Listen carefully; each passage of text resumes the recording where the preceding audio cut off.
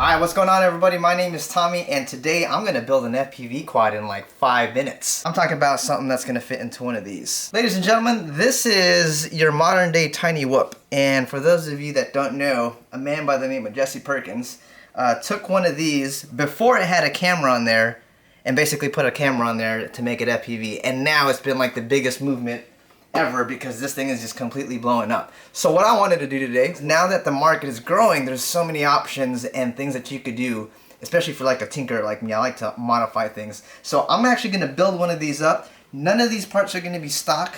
This is all going to be aftermarket parts. This is going to be from Lynx FPV. I like the color scheme. Jesse Perkins hooked me up with these. These are the insane motors, and you know that they are insane because they are that dark gray color. That means you're gonna have to run an aftermarket flight controller, an aftermarket brush flight controller, because if you try to run aftermarket motors on the stock Inductrix, you're gonna get oscillations. That means you won't be happy. So that brings us to this flight controller right over here. This is the AcroWhoop V2. It's got a built-in FR Sky receiver on the back that runs S-Bus. Yes, ladies and gentlemen, we're talking about S-Bus, not PPM. Previous tiny whoops that I built before had the receivers built in, so that's not anything new, but they're running old school PPM, which means if you hit this left stick over, you're gonna wait until like next week to find out what it was doing, and that's just not cool in my opinion. The connectors that you're probably used to and the batteries that you're used to probably use this connection right here. This was all fine and dandy maybe a couple months ago, but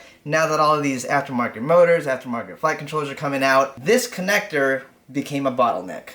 And so Mr. Jesse Perkins, again, thank you very much, hooked me up with a fatter connector, which means you're also going to need these types of batteries, which is really no different. It's just got the bigger connector right there. And again, all that does is allow for more power to go through, because that is what we're doing. We're about power. We're trying to make big things happen with small things. Lastly, we're gonna go ahead and use this camera. This is the FX805. This little guy right here is your camera and your VTX all in one. And I believe it only weighs 4 grams. This is the lightest camera that you can possibly get. So let's put this thing together. We're gonna start off by putting the motors on. I'm just gonna go ahead and make the assumption that that arrow means that that way is forward. This motor, which has got the red and blue wires, is a clockwise motor, and that means it's gonna go on this side. So let's put this guy on, snap him in, and then let's go ahead and put the motor support leg on to the frame. And when you do that, you wanna make sure that you pay attention to that little hoop. This side has got a hoop, that side doesn't.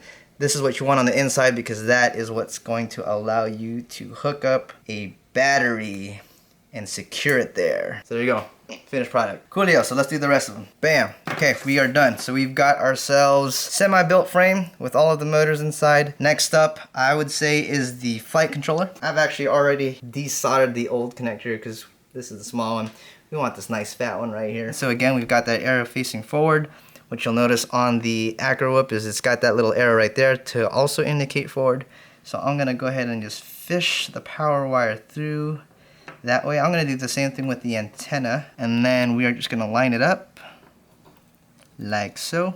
And now we are good. So step 2, we need to go ahead and hook up the FPV system. Basically a positive and a ground that's gonna go to where the battery terminals are. So I've already chopped this, so let's just go ahead and tin it really quick. Tinned. Bam. Negative is on the right. Aha. Got it. And then we're done. So now let's get this mount going. That's gonna go like that. How do you even work this thing? I feel like I need to hire a mouse. Come on, get it. Barely. So I guess what I'll do is just insert it in through here first, because that will probably help. And see if I can get it into. Yes, there it is, ladies and gentlemen.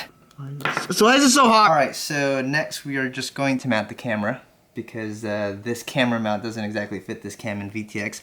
But it fits in there, we just need to keep it secure. And lastly, let's go ahead and plug in the motors. Pretty straightforward, they're labeled underneath there, but just in case, that's what that looks like. And I went ahead and just kind of routed things around just to kind of keep the wiring nice and neat. You'll also notice the antenna mount, I just kind of looped it around underneath just to keep it away from the props. Well, since I've got the little O-rings, the little rubber bands here, this is to keep the battery in spot. Loop that on one side, get it over to the other side, and then one more on the opposite ends here. Now we've got a spot for our rubber bands. I am back, and yes, I'm wearing something completely different, and that's because it's a completely different day. I realized that the props that I picked up for this was actually the wrong size prop. They were slightly too big, and this is what I was really after, our 3-bladed props. And again, I just think that because of the higher KV and it's being a brushed motor, that the tri-props will probably do better. So that's really the last final step on the assembly. So I'm gonna go ahead and put these props on now. This is not a stock Inductrix anymore. This is pretty much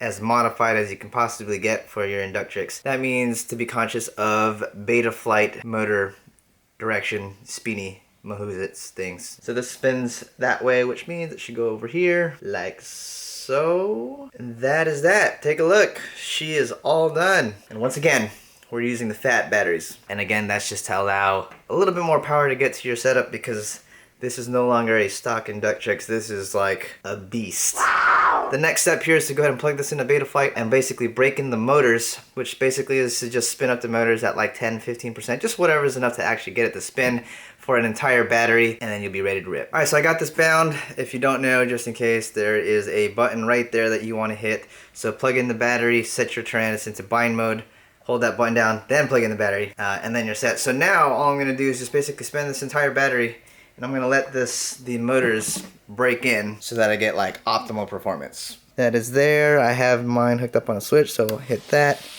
You'll notice that the motors spin up, and that is a good sign. And that's it. After this gets broken in, I'm probably just gonna go ahead and play with the rates a little bit, and then after that, we're gonna go for a maiden flight. Stay tuned, guys.